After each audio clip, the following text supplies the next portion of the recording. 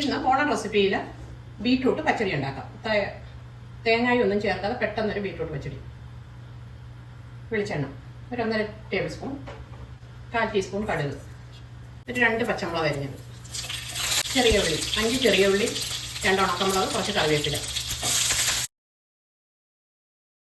ഇത് ഒരു ബീറ്റ്റൂട്ട്, ഒരു വലിയ ബീറ്റ്റൂട്ട് ഇങ്ങനെ ഗ്രേറ്റ് ചെയ്ത് വെച്ചതാണ്. അതിലേക്കിടാം. ഒന്ന് പകുതി മൂത്തിട്ടുണ്ട്, അതിലേക്കിടാം. 1/2 ടീസ്പൂൺ ഉപ്പ്. ചെറിയ തീയിൽ ഒരു 5 മിനിറ്റ് അടച്ചു വെച്ച് കുക്ക് ചെയ്യാം. ഇത് 1/2 ടീസ്പൂൺ കടുകുണ്ട്. ഇതൊന്ന് ചതച്ചെടുക്കാം. ഇതിപ്പം ചെറിയ തീ വെച്ചിട്ട് 5 മിനിറ്റായി. ഈ കടുക് ചതച്ചത് ഇതിലിടാം. ഇനി ഇത് ഓഫാക്കാം. ഇനി ഈ ബൗളിലേക്ക് 1 കപ്പ് തൈരിടാം. ഇതിലേക്ക് ഈ ബീറ്റ്റൂട്ട് ഇടാം.